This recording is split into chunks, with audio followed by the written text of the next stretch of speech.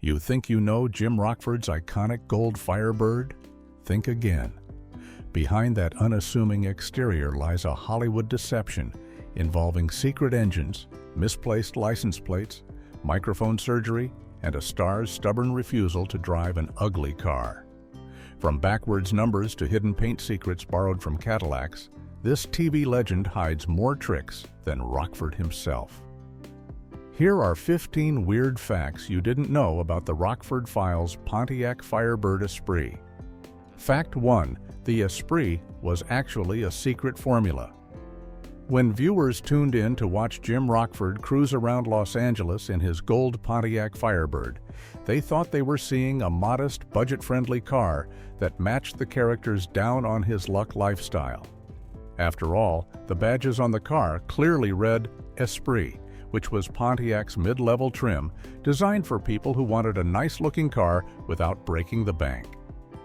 But here's the weird truth. Starting in 1975, every single Firebird that appeared on the Rockford Files was actually a high-performance Formula 400 in disguise. The production team was pulling off one of the cleverest automotive deceptions in television history, and most viewers never noticed. The switch happened because of practical necessity during the first season. James Garner and the stunt coordinators quickly realized that the actual Esprit model, which came with a smaller 350 cubic inch V8 engine, simply didn't have enough power to handle the demanding chase scenes and stunts the show required. The Esprit's suspension wasn't up to the task either, especially for Garner's famous reverse J-turns that became a signature of the show. So the production made a deal with Pontiac to supply Formula 400 models instead, which packed a more powerful 400 cubic inch engine and came with upgraded front and rear anti-roll bars, stiffer springs, and beefier shocks that could take a beating. To maintain the illusion that Rockford was driving a humble working man's car, the crew went to work disguising each formula. They swapped out the formula's distinctive twin-scoop hood for the flat Esprit hood, removed the rear spoiler completely, and replaced all the formula badges with Esprit ones. The cars looked identical to the base model on camera, but underneath, they had the muscle to make every stunt look believable. Fact 2. License plate typo lasted multiple episodes. One of the most recognizable elements of Jim Rockford's Firebird was its California license plate, which read 853 OKG. The plate had special meaning that fans would eventually learn about, but there was just one problem. In the earliest episodes of the show, the art department got the numbers completely backwards. Instead of 853 OKG, the plate actually read 835 OKG. And this mistake made it onto television screen for multiple episodes before anyone caught the error. The mix-up happened because of a communication breakdown during the show's early production. The license plate number was conceived by the show's executive producer, Meta Rosenberg, and James Garner's agent as a personal tribute to the star. The numbers 853 represented August of 1953, the month and year when Garner landed his first acting job, while OKG stood for Oklahoma Garner, combining his home state with the first letter of his last name. It was a clever inside joke that would have been meaningful to Garner and the production team, but somewhere along the way, someone in the art department misunderstood the instructions or simply transposed the numbers when creating the prop plates. The backwards plate appeared in several early episodes before someone finally noticed the mistake and had new plates made with the correct 853 sequence. Eagle-eyed fans who watch the series from the beginning can spot the error, and it has become a quirky piece of trivia among dedicated Rockford Files enthusiasts. The mistake is particularly ironic considering the license plate was meant to be a carefully thought-out personal reference to Garner's career. Yet it took multiple episodes of filming before the crew realized they had been displaying the wrong numbers all along. Fact 3. The gold color came from a Cadillac. The gleaming gold color that made Jim Rockford's Firebird instantly recognizable wasn't actually a Pontiac color at all. James Garner spotted the distinctive shade on a 1962 Cadillac and decided that was exactly the color he wanted for his character's car, even though you couldn't walk into a Pontiac dealership and order a Firebird in that particular gold. The production team had to create a custom paint formula and apply it to every single Firebird used throughout the show's run to match Garner's vision. This created an ongoing challenge that most viewers never knew about. General Motors frequently changed their paint colors from year to year, which meant that when Pontiac delivered new Firebirds to the production each season, they came in whatever gold shade was available for that model year. Sometimes it was called copper mist, other times it was solar gold or buckskin, and each variation had slightly different tones and metallic flakes. None of them matched the specific Cadillac gold that Garner had chosen for the original 1974 Firebird. To maintain perfect consistency across all 6 seasons, the production crew developed their own custom paint mix that replicated the original 1962 Cadillac color. Every new Firebird that arrived had to be completely repainted with this special formula before it could appear on camera. The studio essentially created what became known as Rockford Gold, a color that didn't officially exist in any manufacturer's catalog, but became one of the most famous automotive colors in television history. This attention to detail ensured that whether viewers were watching a first season episode or a final season episode, Rockford's car always had that same unmistakable golden glow that Garner had fallen in love with when he first saw it on that vintage Cadillac. Fact 4. Garner refused to drive. The 1979 model, James Garner had strong opinions about cars, and when Pontiac redesigned the Firebird's front end for 1979, he absolutely hated what he saw. The new model featured rectangular headlights housed in individual recessed boxes, giving the car what many called a more modern and aggressive look. Garner thought it looked terrible, and he had enough clout as the star and producer to simply refuse to let the new design appear on his show. Instead of upgrading to the 1979 model, as they had done every previous year, the production kept using 1978 Firebirds for the final 3 seasons of the series. This decision meant that when Season 6 premiered in 1979, Rockford was still driving a car with the previous year's styling, which featured 4 round headlights and the smoother front end design that Garner preferred. The production team actually purchased additional 1978 models to keep the supply of stunt cars, camera cars, and sound cars going through 1979 and 1980, when the show finally ended. They simply refused to upgrade to the newer styling that was appearing in Pontiac showrooms across America. The irony is that the 1979 redesign remained controversial among Firebird enthusiasts for years, with some people loving the boxed headlight look and others agreeing with Garner that the earlier design was more attractive. What made Garner's rejection even more unusual was that throughout most of the show's run, getting a new model year Firebird each season had been part of the arrangement with General Motors, who benefited from the free publicity. But when it came to aesthetics, Garner drew a hard line, and his personal taste in automotive design literally froze Jim Rockford's car in time for the remainder of the series. Fact 5. Cars were rigged like recording studios. While most television shows used external microphones mounted on boom poles during car scenes, the Rockford Files took a completely different approach by turning one of their Firebirds into a mobile recording studio. The production crew drilled holes throughout the car's body panels, fenders, and quarter panels specifically to run microphone cables and capture crystal clear audio during driving scenes. This particular vehicle, known as the sound car, was essentially Swiss cheesed, with openings that allowed the sound team to plug in external microphones at various points around the vehicle. The most fascinating part of this setup was the custom junction box installed in the center console, right in front of the gear shifter where James Garner could easily see it. This box featured multiple plug-in jacks and 2 of them were clearly labeled with their specific purposes. One input was marked Garner, which was used to capture the actor's dialogue and any conversations happening inside the cabin. The other was labeled Bay, short for engine bay, which picked up all the mechanical sounds like the rumbling V8 engine, squealing tires, and transmission shifts that made the driving scenes feel authentic and powerful.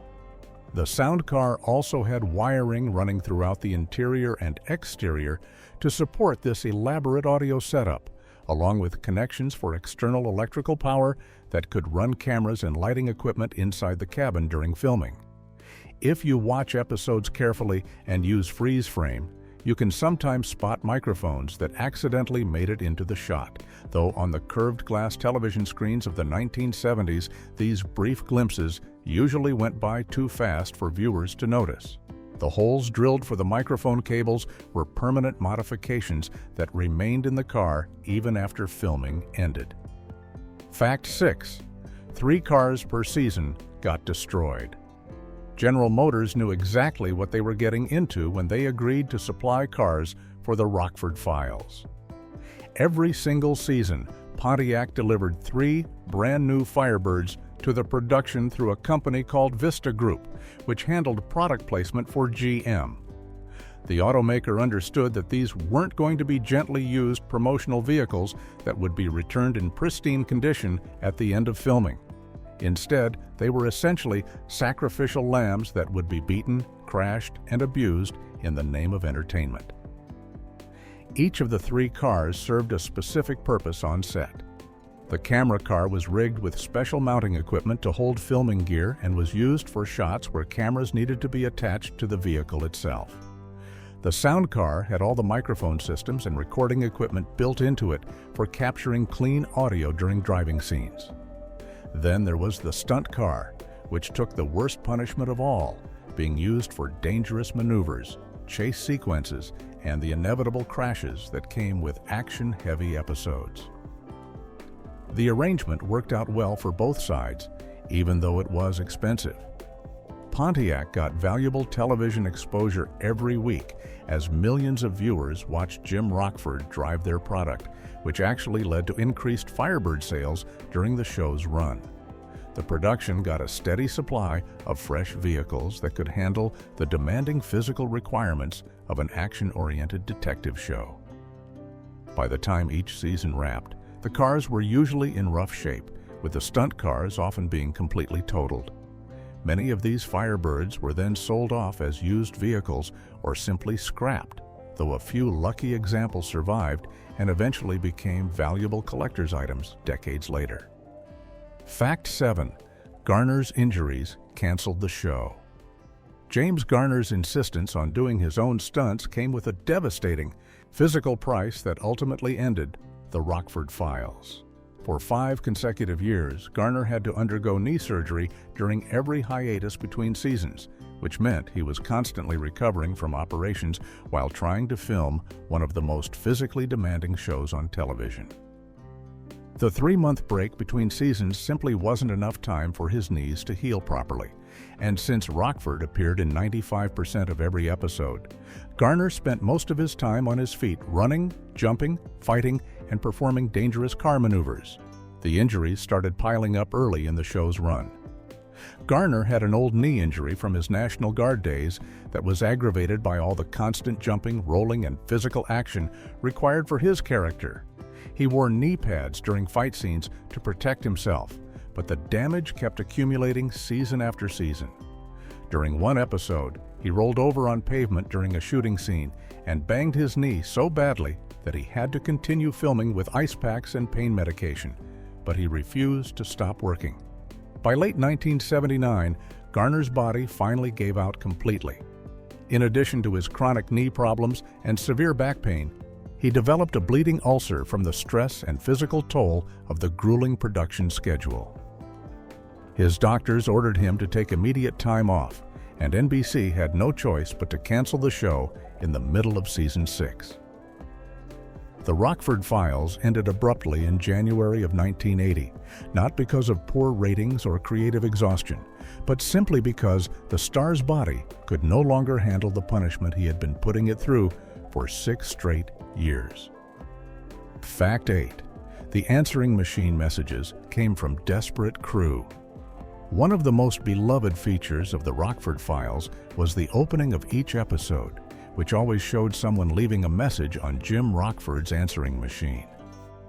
These messages were usually funny glimpses into Rockford's chaotic life, featuring calls from creditors, deadbeat clients, wrong numbers, and various oddball characters.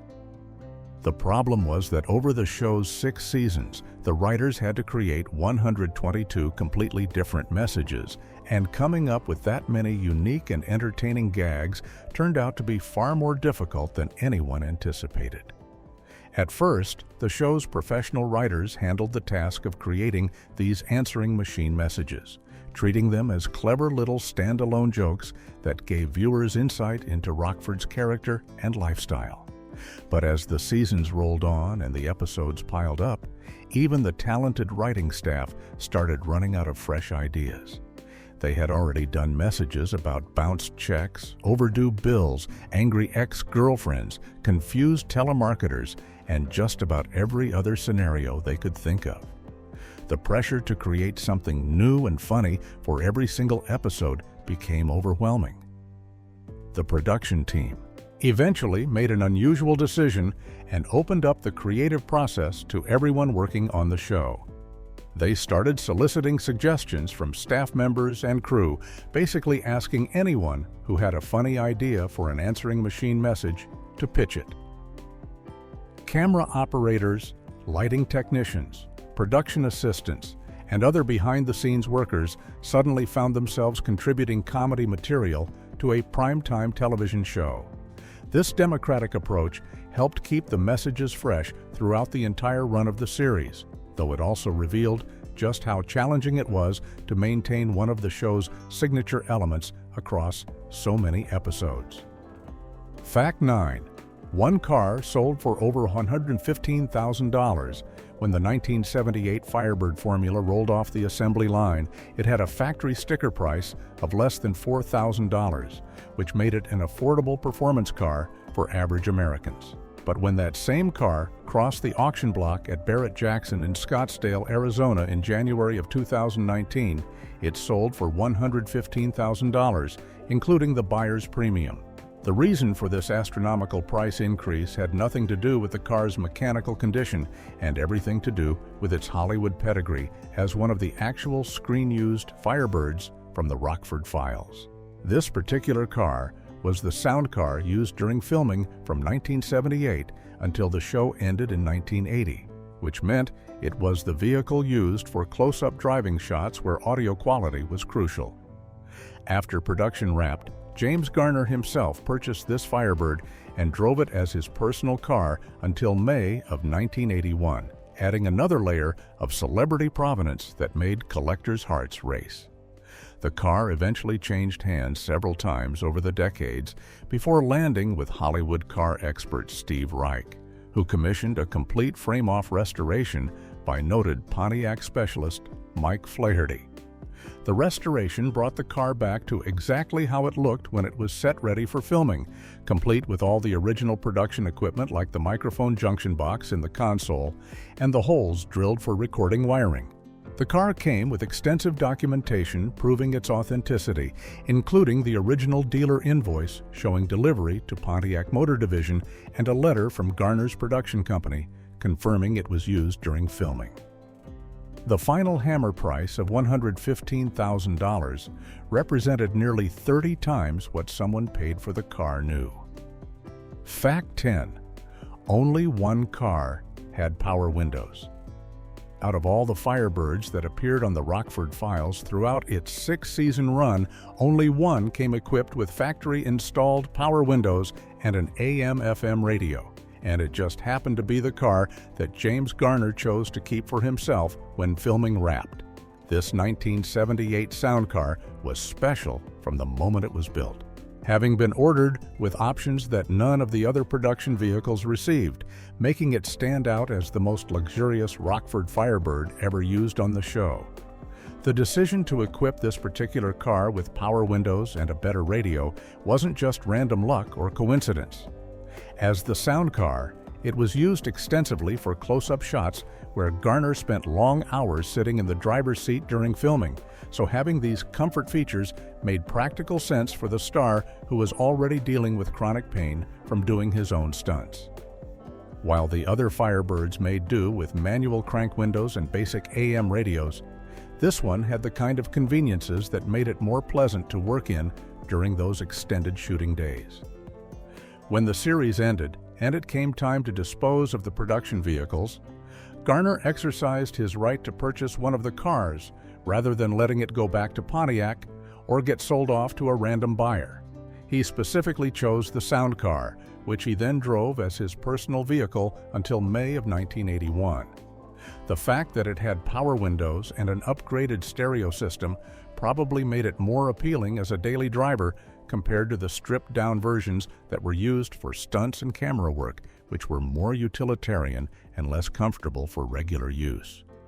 Fact 11. The custom paint required yearly reapplication, maintaining perfect visual consistency across 6 seasons of the Rockford files turned into an expensive and time-consuming challenge because of how General Motors handled paint colors in the 1970s.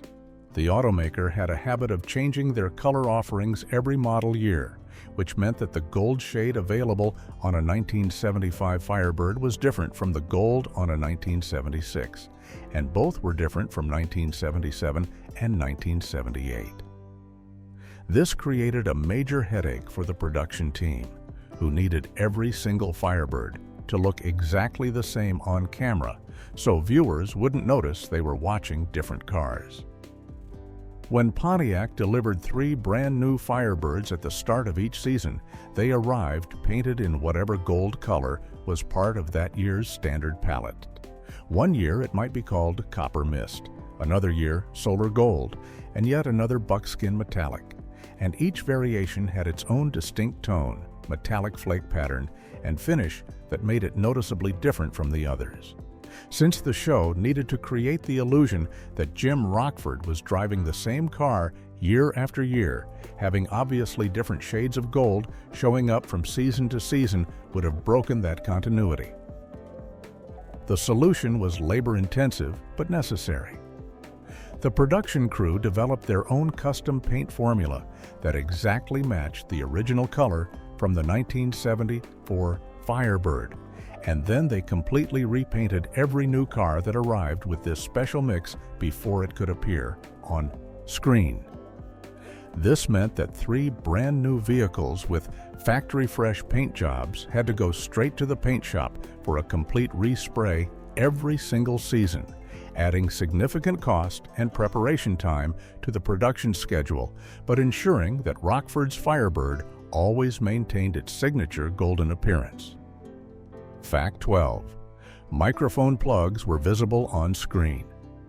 The 1977 Firebird used during that season had a unique problem that occasionally made it onto television screens across America. This particular car was the only one that had holes drilled near the bottom of each fender for sound wiring and external microphones, which was perfect for capturing audio during filming, but created an obvious visual issue when the car was used for exterior shots.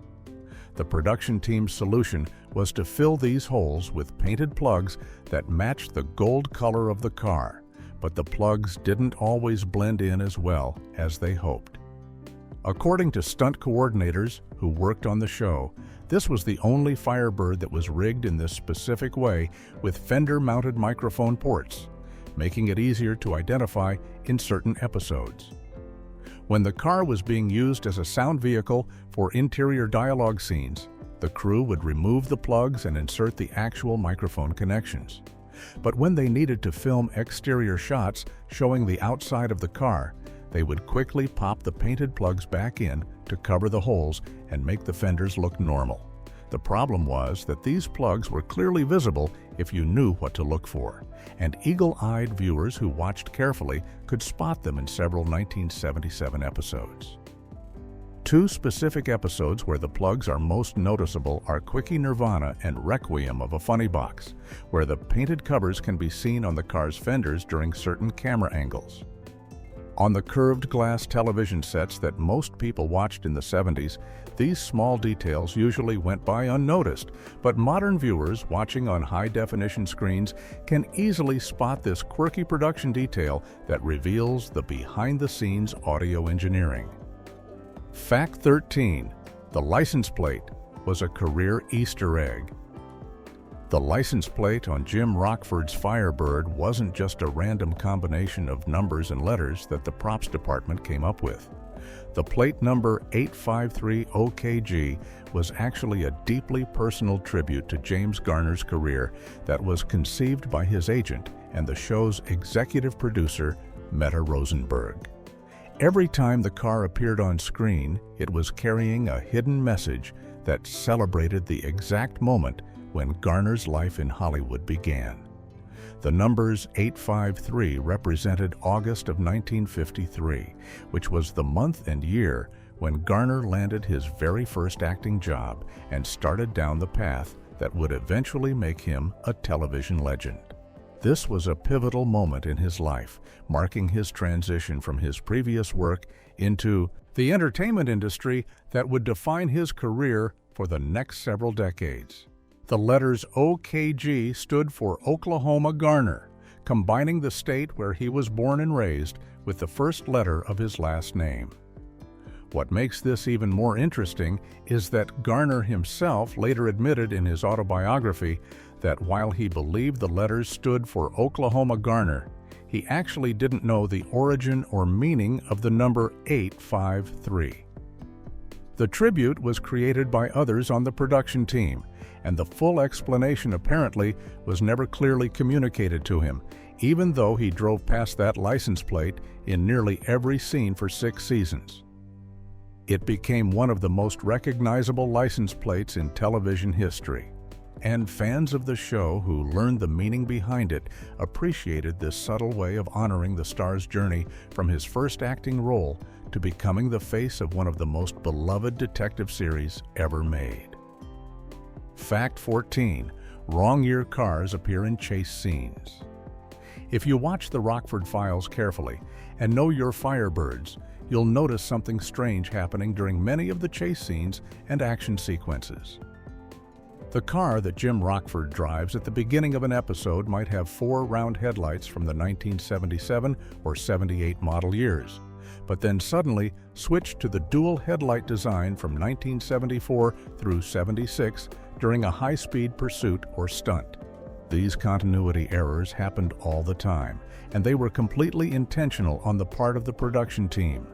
The reason for mixing different model years within the same episode came down to simple economics and practicality. When it was time to film a dangerous stunt that might result in serious damage to the car, the producers didn't want to use one of their current season hero cars that were needed for close-ups and dialogue scenes.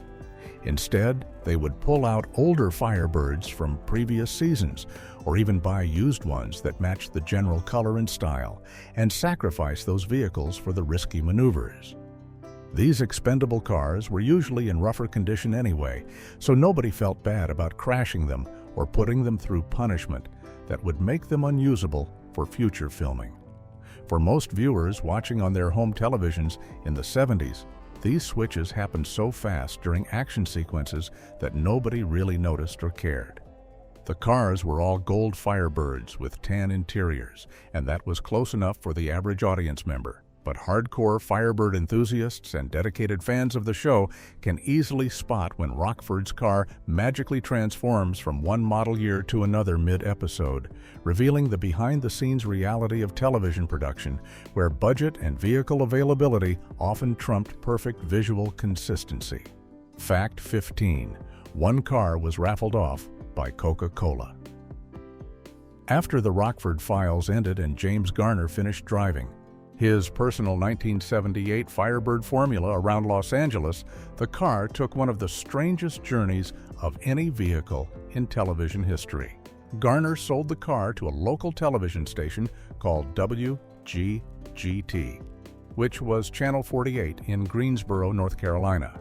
The station saw an opportunity to use this famous vehicle for promotional purposes, and they eventually partnered with Coca-Cola to turn Jim Rockford's actual car into a prize for one incredibly lucky fan.